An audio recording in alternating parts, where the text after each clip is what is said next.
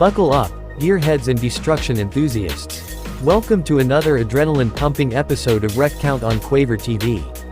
Tonight, we're diving deep into the metal-crunching, city-leveling world of the Transformers franchise. From Michael Bay's explosive spectacles to the nostalgia-fueled spin-offs, we're counting every crushed car, toppled tower, and demolished drone across the entire Transformers cinematic universe. So, grab your Energon cubes and prepare for a collision course with the most destructive robots in disguise. Our journey begins in 2007 with the release of the first Transformers movie. Director Michael Bay, known for his love of pyrotechnics and over-the-top action, didn't disappoint. The film set the tone for the franchise with its blend of cutting-edge CGI and practical effects, creating a symphony of destruction that left audiences' jaws on the floor. One of the most memorable sequences occurs during the highway chase scene. As Bonecrusher, the Decepticon minesweeper, tears through traffic, we witness at least 20 civilian vehicles being tossed aside like toys. The scene culminates in a spectacular bus explosion, adding another vehicle to our wreck count. The climactic battle in Mission City is where the real carnage begins. As Autobots and Decepticons duke it out in the urban jungle, skyscrapers crumble, cars are crushed, and the streets become a metallic war zone.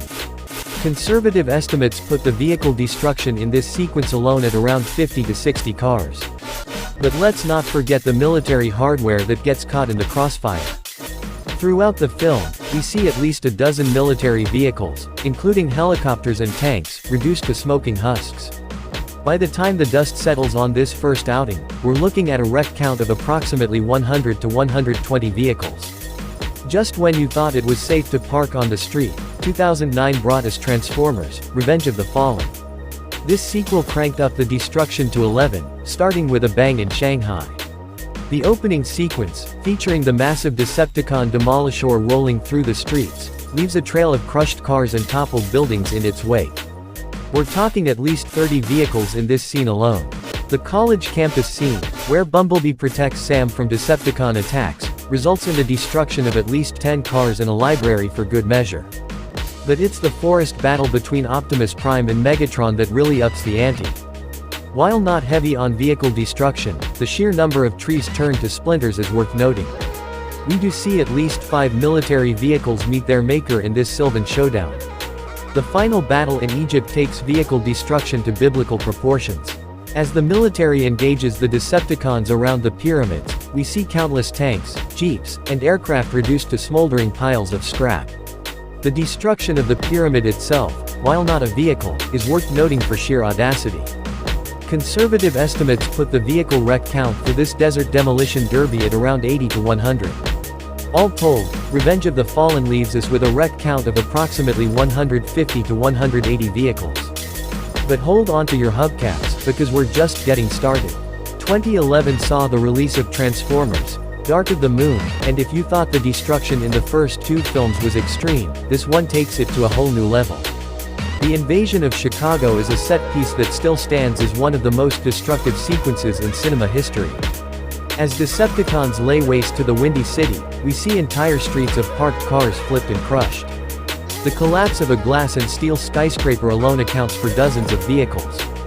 The scene where Shockwave's massive drill tears through the street, flipping cars and buses, adds at least 30 more wrecks to our count. The aerial battle featuring wing-suited soldiers gliding through the devastated cityscape showcases the sheer scale of destruction, with hundreds of cars visible as twisted wreckage on the streets below. And let's not forget the spectacular bridge collapse sequence, which sends countless vehicles plummeting into the river. When we factor in the military vehicles, including ships, planes, and tanks, that meet their end in this film, we're looking at a staggering wreck count of 250 to 300 vehicles. Dark of the Moon truly lived up to its name, bringing a new level of darkness to the streets of Chicago. Just when you thought the destruction couldn't get any more extreme, 2014's Transformers: Age of Extinction said, "Hold my oil." This fourth installment of the franchise introduced the Dinobots, adding a prehistoric twist to the mechanical mayhem. The film starts with a bang, showing us the extinction of the dinosaurs via Transformer technology. While not technically vehicle destruction, the sheer scale of prehistoric carnage sets the tone for what's to come.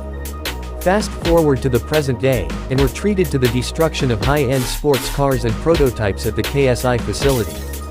These aren't your average family sedans being crushed. We're talking million-dollar machines being turned into very expensive confetti. But it's the Hong Kong battle sequence that really shifts this film into high gear. As Optimus Prime rides Grimlock through the streets, we see dozens of cars tossed aside, crushed underfoot, or simply exploded for dramatic effect. The scene where Grimlock breathes fire on a line of cars, causing a chain reaction of explosions, is particularly noteworthy. Let's not forget the drone destruction in this film either. While not traditional vehicles, the sheer number of airborne robots that get swatted out of the sky adds a new dimension to our wreck count. When the smoke clears, Age of Extinction leaves us with a wreck count of approximately 200 to 250 vehicles, proving that even 4 films in, the Transformers franchise hadn't run out of things to destroy. 2017 brought us Transformers: The Last Knight, the 5th and final installment of Michael Bay's tenure with the franchise. This film blends Arthurian legend with sci-fi spectacle, resulting in a unique brand of destruction that spans centuries. The opening sequence, set in Dark Ages England, features the anachronistic sight of mechanical dragons laying waste to medieval armies. While not modern vehicles, we do see several horse-drawn chariots and siege engines destroyed. It's not every day you see a catapult transform into a robot. Fast forward to the modern day, and we're treated to more familiar scenes of automotive annihilation. The Decepticon attack on Cade's junkyard provides a target-rich environment, with dozens of already junked cars getting a second lease on destruction. The underwater sequences introduce a new realm of vehicle destruction, with submarines and underwater drones adding to our tally. And the climactic battle on Cybertron pushes the boundaries of what constitutes a vehicle, but rest assured, there's plenty of wreckage to be found. When we factor in all the cars, boats, planes, and alien craft destroyed across multiple time periods and planets, The Last Knight racks up a wreck count of approximately 180 to 220 vehicles. Just when you thought the Transformers franchise couldn't surprise you anymore, 2018's Bumblebee took us back to where it all began. Set in the 1980s, this prequel spin-off focuses on everyone's favorite yellow Autobot, but don't let the nostalgia fool you, there's still plenty of destruction to be had. The opening sequence on Cybertron gives us a taste of Transformer on Transformer violence, with countless Cybertronian vehicles meeting their end in spectacular fashion. While not Earth vehicles, we're counting these in our tally because, well, they're just too cool to ignore. Back on Earth, we see Bumblebee's initial encounters with humanity lead to the destruction of several military vehicles, including helicopters and tanks. The battle at the pier results in the wreckage of at least a dozen cars and boats. The climactic showdown, featuring Bumblebee taking on Decepticons while trying to protect Charlie, turns a forest into a scrapyard. We see trees uprooted, rocks shattered, and yes, several unfortunate vehicles caught in the crossfire. While not reaching the city-leveling heights of its predecessors, Bumblebee still manages to rack up a respectable wreck count of approximately 80 to 100 vehicles. Not bad for a solo outing. And just when you thought the Transformers might have run out of things to destroy, 2023 brought us Transformers: Rise of the Beasts. This latest installment introduces the Maximals, Predacons, and Terracons, expanding the robot roster and, consequently, the potential for destruction. The film takes us on a globe-trotting adventure, with each new location providing fresh opportunities for vehicular carnage. From high-speed chases through city streets to battles in dense jungles, Rise of the Beasts leaves no terrain unscathed. One standout sequence involves a massive Terracon laying waste to a military convoy, flipping tanks and crushing jeeps like they're made of tinfoil. Another sees a Maximal stampede through a urban environment, using cars as impromptu stepping stones. The climactic battle, featuring all factions of Transformers duking it out, turns an ancient temple complex into a futuristic war zone. Stone structures crumble, ancient artifacts are reduced to dust, and any vehicles unlucky enough to be in the vicinity are transformed into modern art installations.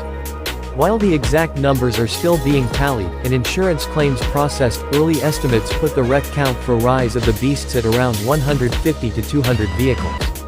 It seems that even after 7 films, the Transformers franchise hasn't lost its appetite for destruction. So, let's tally up the carnage, shall we? Across 7 films, spanning multiple continents, time periods, and even planets, the Transformers franchise has given us Transformers 2007, 100 to 120 vehicles.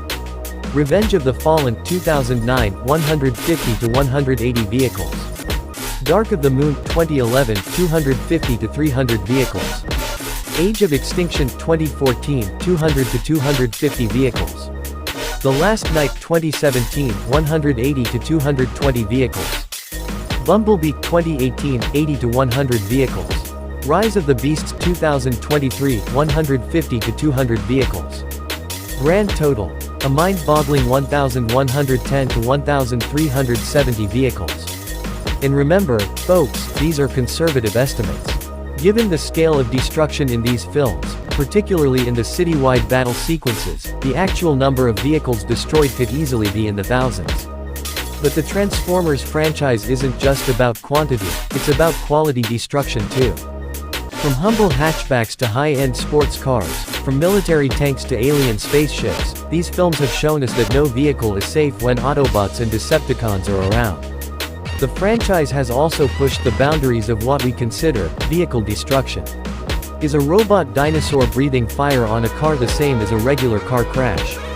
Does the destruction of an entire planet of living machines count as total vehicle loss? These are the philosophical questions that keep Wreck Count producers up at night. It's worth noting that while the vehicle destruction in these films is impressive, it's always in service of spectacle and storytelling. The Transformers movies remind us of the potential for both creation and destruction that technology represents. In a world where our vehicles are becoming increasingly smart and connected, these films play on our anxieties and excitement about the future of transportation. So, the next time you're stuck in traffic, just remember, it could be worse. You could be caught between Optimus Prime and Megatron on a bad day. And if you ever see a yellow Camaro or a red and blue semi-truck, maybe give them a little extra space on the road. You never know when they might need to save the world. As we roll out of this epic journey through the Transformers franchise, we leave you with a thought. In a world where cars can turn into robots, is any vehicle truly safe? Keep that in mind the next time you park your car and hear a strange, mechanical sound nearby. Until next time, keep your eyes on the road, your hands at 10 and 2, and maybe invest in some Transformer insurance. This is Wreck Count, reminding you that when it comes to the Transformers, there's always more than meets the eye, especially when it comes to your car's warranty. And remember, in the immortal words of Optimus Prime, freedom is the right of all sentient beings, but apparently, freedom from vehicular destruction is not. Stay safe out there, and we'll see you on the next demolition-filled episode of Wreck Count.